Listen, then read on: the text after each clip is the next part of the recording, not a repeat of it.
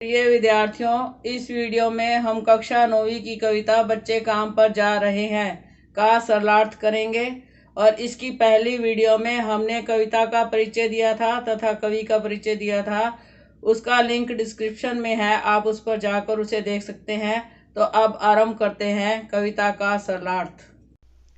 कोहरे से ढकी सड़क पर बच्चे काम पर जा रहे हैं। सुबह सुबह बच्चे काम पर जा रहे हैं। तो यहाँ पर कोहरे का अर्थ है धुंध, और धुंध सर्दियों में होती है। जब सुबह के समय कुछ आसपास का दिखाई नहीं देता तो उसे कोहरा कहते हैं। तो कवि यह कहना चाहता है कि सर्दियों का मौसम है और सुबह सुबह छोटे छोटे बच्चों को काम पर जाना पड़ रहा है। हमारे समय की सबसे भयानक पंक्ति है यह। भयानक है इसे विवरण की तरह लिखा जाना चाहिए इसे सवाल की तरह। काम पर क्यों जा रहे हैं बच्चे। तो इन पंक्तियों में कवि यह कहना चाहता है कि इन छोटे छोटे बच्चों को काम पर जाते हुए देखना अच्छा नहीं लगता। इनके पीछे क्या मजबूरी है जिसके कारण इन्हें काम पर जाना पड़ रहा है। तो यह छोटे बच्चों का काम पर जाना हमारे समय की सबसे भयानक पंक्ति कही है। और कवि का ऐसा मानना है कि हमें इस समस्या को एक साधारण कथन की तरह नहीं कहना चाहिए। विवरण का अर्थ है वर्णन। तो साधारण कथन के रूप में इस समस्या को लोगों के आगे नहीं रखना चाहिए। इस समस्या को एक सवाल की तरह, एक प्रश्न की तरह लोगों के सामने रखना चाहिए और यह कहना चाहिए कि ये काम पर क्यों जा रहे हैं ये बच्चे। तो इस प्रश्न का कोई ना कोई हल ढूंढेंगे। जब किसी समस्या को प्रश्न के रूप में दूसरों के सामने रखा जाता है तो लोगों के मन में जागृति आती है। वे उस समस्या का समाधान ढूंढने की कोशिश करते हैं। लोगों को जागरूक बनाने के लिए इस पंक्ति को प्रश्न के रूप में लोगों के सामने रखा जाना चाहिए।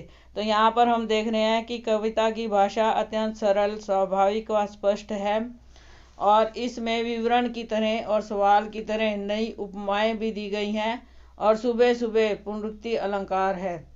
तो आप चलते हैं अगले पद्यांश पर। क्या अंतरिक्ष में गिर गई हैं सारी गेंदें, क्या दीमकों ने खा लिया है सारी रंग बिरंगी किताबों को, क्या काले पहाड़ के नीचे दब गए हैं सारे खिलौने, क्या किसी भूकंप में ढह गई हैं सारे मदरसों की इमारतें, क्या सारे मैदान सारे बगीचे घरों के आंगन खत्म हो गए हैं एकाएक। तो इन पंक्तियों में कवि ने गेंदों का और किताबों का और स्कूलों का वर्णन किया है। तो इसमें वह यह मानता है कि ये तीनों चीज़ें विद्यार्थियों के लिए, बच्चों के लिए अनिवार्य होती हैं। तो चलते हैं पहली पंक्ति के अनुसार। क्या अंतरिक्ष में गिर गई हैं सारी गेंदें। इन बच्चों के हाथों में खेलने के लिए गेंदें होनी चाहिए और वे इनके पास नहीं है। ये उन गेंदों से वंचित हैं। क्या इनकी गेंदें आकाश में चली गई हैं। क्या दीमकों ने खा लिया है सारी रंग बिरंगी किताबों को। यहाँ पर कवि कहना चाहता है कि इन बच्चों के पास रंग बिरंगी किताबें होनी चाहिए और इनके हाथों में वे किताबें नहीं है। क्या इनकी किताबों को दीमकों ने खा लिया है। दीमक एक कीड़ा होता है जो किताबों में लग जाता है या लकड़ी में लग जाता है और उसे नष्ट कर देता है। क्या काले पहाड़ के नीचे दब गए हैं सारे खिलौने। तो किसी ऊंचे पहाड़, काले पहाड़ के नीचे इनके सारे खिलौने दब गए हैं, अर्थात इनके पास खिलौने भी नहीं हैं। क्या किसी भूकंप में ढह गई हैं सारे मदरसों की इमारतें। क्या कोई भूचाल आया था। भूकंप का अर्थ है भूचाल, जिसमें इनके स्कूलों की इमारतें गिर गई हैं। अर्थात ये बच्चे स्कूलों में दिखने चाहिए परंतु ये स्कूलों में दिखाई नहीं देते। क्या सारे मैदान, सारे बगीचे और घरों के आंगन खत्म हो गए हैं एकाएक। एकाएक का अर्थ है अचानक। इन बच्चों को मैदानों में, बगीचों में और घरों के आंगनों में दिखना चाहिए और ये बच्चे वहाँ पर नहीं दिख रहे हैं। तो यहाँ पर वह यह कहना चाहता है कि बच्चों का अधिकार होता है कि वे शिक्षा प्राप्त करें। वो शिक्षा के साधन उनके पास नहीं है, खेलने के लिए खिलौने उनके पास नहीं है।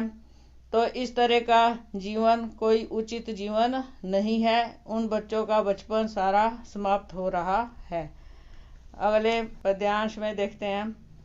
तो फिर बच्चा ही क्या है इस दुनिया में, कितना भयानक होता अगर ऐसा होता। भयानक है लेकिन इससे भी ज़्यादा यह है कि है सारी चीज़ें हस्ब मामूल, पर दुनिया की हजारों सड़कों से गुजरते हुए बच्चे, बहुत छोटे छोटे बच्चे काम पर जा रहे हैं। तो यहाँ पर ऊपर की पंक्तियों में जैसे कवि ने कहा है कि इनके पास खेलने के लिए खिलौने नहीं हैं, गेंदें नहीं हैं, किताबें नहीं हैं।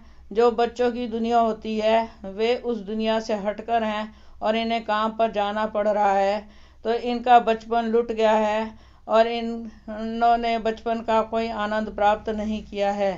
तो ऐसी स्थिति जो है भयानक स्थिति है, क्योंकि इससे इन बच्चों का सर्वांगीण विकास नहीं हो पाएगा। बच्चों की इस स्थिति में कोई परिवर्तन नहीं हो रहा, जबकि सभी चीज़ें हस्ब मामूल जैसी पहले थी वैसी ही आज हैं और बच्चों की स्थिति में कोई परिवर्तन नहीं आ रहा। दुनिया की हजारों सड़कों से गुजरते हुए बच्चे अर्थात संसार में विभिन्न क्षेत्रों में छोटे छोटे बच्चे जो हैं वे बाल मजदूरी के लिए जा रहे हैं और काम पर जा रहे हैं। हमने देखा है कि भाषा बहुत सरल है, उर्दू संस्कृत शब्दों का प्रयोग किया गया है और छोटे छोटे शब्द में पुनरुक्ति अलंकार है। तो अब अगली वीडियो में हम करेंगे अभ्यास संबंधी प्रश्न उत्तर।